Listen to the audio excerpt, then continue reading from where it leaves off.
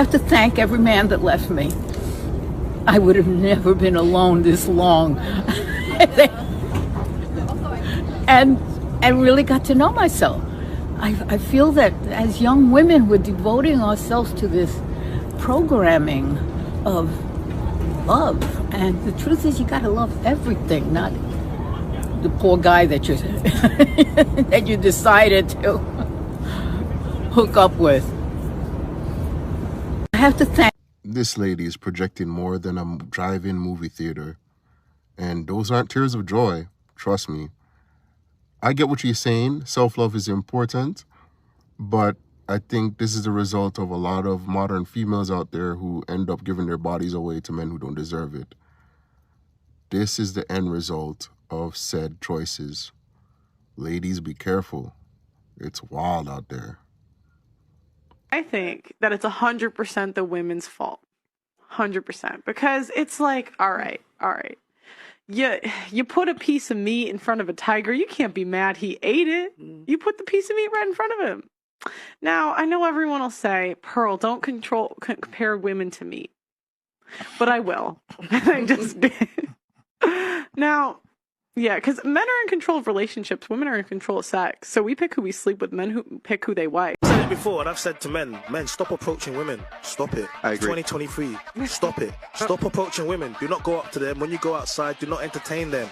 A woman, see, women can let you know if they're interested in you. I don't believe in that one when a woman's walking past, you should just try to grab. First of all, never touch a woman. That's not your woman. Don't even touch her. True. First of all, yeah. Well, 2023. It's how you catch a case, right? No, I'm like, what is my advice going to be to men and young men, especially at work? I've said before, do not speak to no women at work, because what Pearl proved is, what one man is creepy, but another man actually is not so creepy, right? It comes to crush, right? No, but so if a guy moves to you at work and you don't like him, it becomes, workplace misconduct. But if you find him cute, you're not complaining. All my life, I've been complaining that no guys like me. Sorry, let me rephrase. No guy that I liked me back. Okay, but tell me why I finally found a guy who liked me back. Which, okay, wait. I met this guy who I thought was attractive, right? And he also thought I was attractive. And then so I got his IG, and we went on, like, dates. Cody's here with me, so...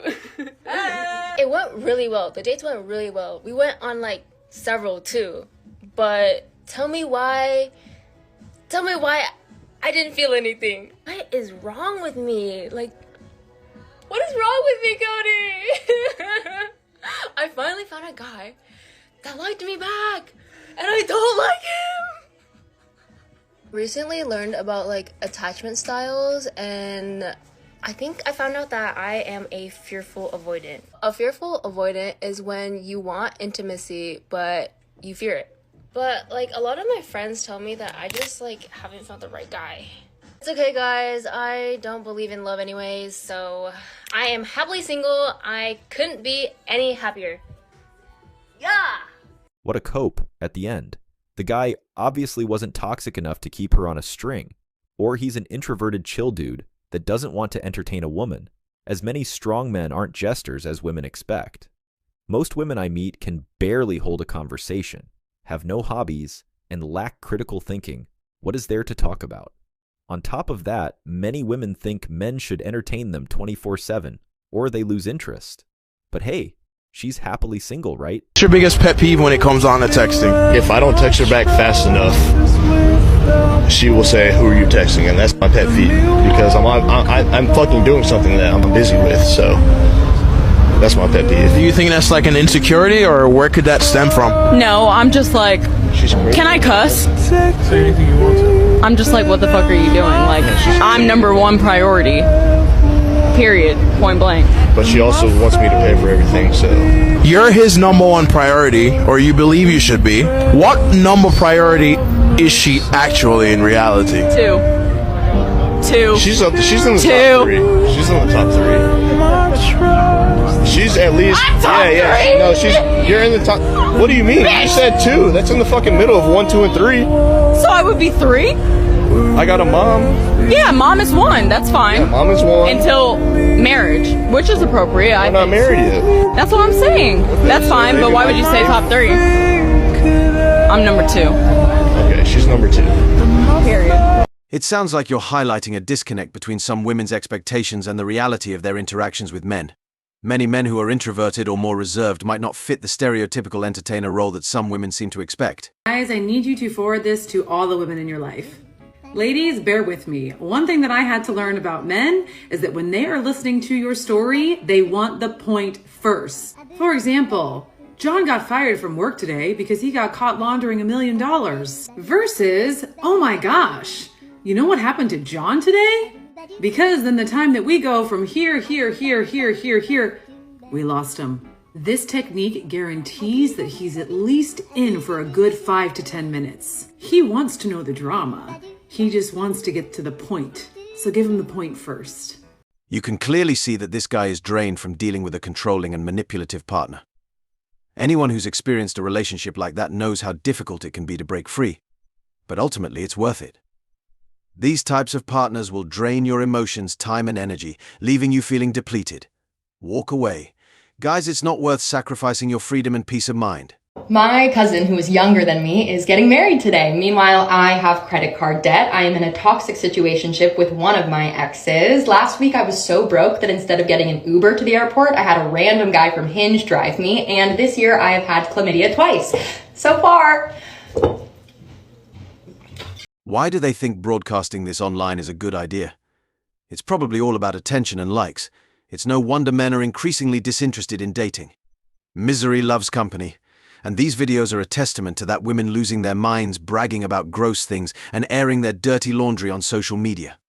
Focus on your hobbies and passions, bros, and steer clear of the chaos. Prioritize your peace and personal growth instead. Man needs to show a woman that he understands how big of a deal it is for her to give her body to him. Lately in our society, all it seems like is that it's just an expectation of her. Men are acting like just because they want it, they're entitled to it. They are not understanding what an intrusive experience it can be for a woman. No one is entitled to that. Women say, I hate when men ask you on a date, and then as soon as you be like, oh, like, where are we gonna go? They'd be like, I don't know, up to you, wherever you want to do. Bitch, you asked me on a date. Now you want me to plan it? You want me to open the doors too? You want me to fucking propose to you? There are two sides to every coin. Some guys genuinely want to see what you consider fun or hear your ideas. However, I do believe that if you ask a girl out, you should plan the date, regardless of how much you spend. The dynamic shifts between a relationship and dating itself. Show off your hobbies on a date if she isn't into it, then it's an easy pass. on a date. It's all about If she finding ain't into it, compatibility it's an and ease shared on a date. interests from the start. Nice guys are mostly misogynists covered. They lack self-awareness enough to understand that they're not actually nice. They're kind of being manipulative by concealing their actual intentions. They're literally girl bossing, gatekeeping, gaslighting. Like, that's what they're doing. Absolutely, many nice guys play the act of being overly accommodating and kind in a manipulative attempt to win women over. They often gaslight and maneuver behind the scenes, trying to weasel their way into a woman's good graces and ultimately her bed. This behavior isn't limited to dating. These same nice guys can be found trying to ingratiate themselves with others in business, only to backstab and use underhanded tactics when it suits them. As men, it's important to be strong and stern while maintaining respect as a nice guy. Act rarely leads to success, whether in relationships or professional endeavors. The truth is, when you're dating a girl that's very, very independent, she's probably always going to say no anytime you ask her, does she need anything? And as toxic as you may think that is, we all have our baggage. And then when you are in a relationship, you work through that trauma with that person if that's the person that you decided to be with. So if you want to help her to stop being so prideful in that sense, and yes, she needs to be working on her trauma too if she is overly independent. I have to say things for clarity. But anyways, if you feel like you want to do something for her, just do it. Take that initiative, because when she sees you taking that initiative, it'll make her more comfortable and more trusting, and she'll feel like she can depend on you a little bit more. And just for clarity, independence is not a bad thing. It's a good thing. But too much of anything can become a bad thing.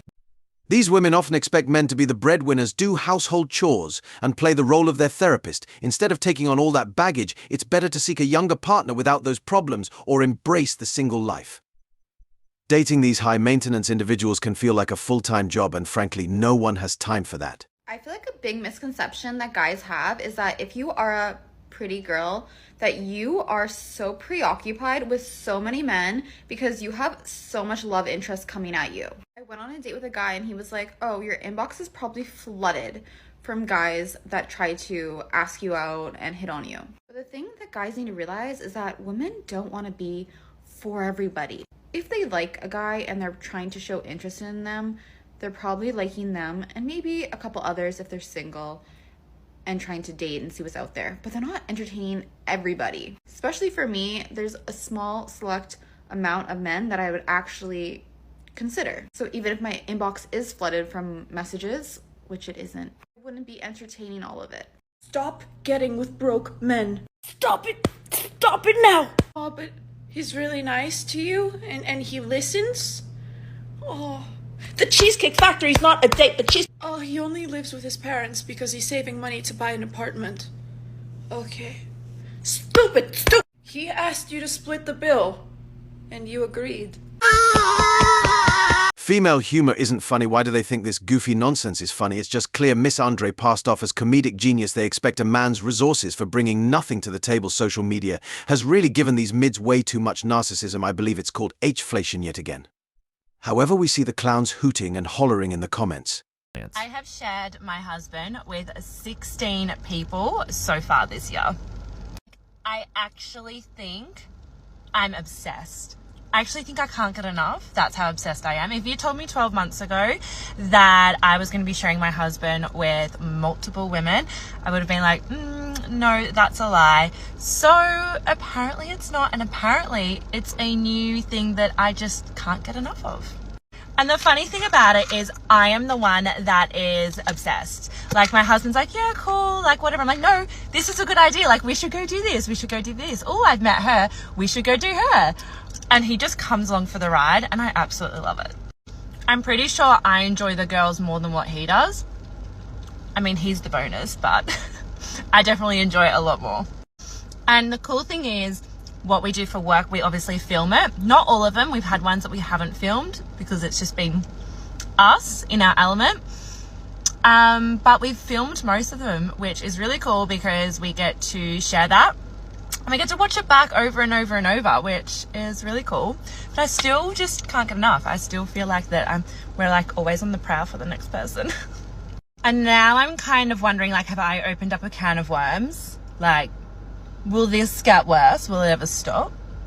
Who knows? Absolutely. Traditional values often emphasize exclusivity and respect, which can be crucial for maintaining a healthy, stable relationship. Modern trends and behaviors can introduce complexities that make it harder to ensure these foundational elements are upheld. Prioritizing a partner who aligns with these values can help mitigate potential issues and ensure a more fulfilling relationship. So a man recently told me that no man has ever looked at a woman and gone, damn, she's hot, wish she had longer eyelashes though. And I kid you not, I've been thinking about this for like 3 weeks. Like, he's probably not wrong, but for the sake of the eyelash industry, we cannot let this get out. I know people that spend $500 a month getting their eyelashes done. There are kids that will starve if this industry collapses. But this man has just blown my mind. It's true that many guys appreciate a more natural look and are turned off by heavy makeup and cosmetic enhancements.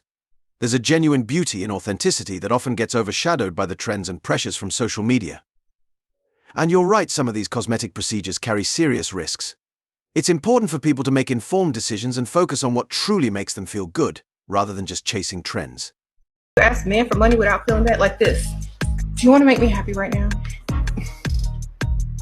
Yeah, of course I do. I want to make you happy too. But later on. Well, what do you want?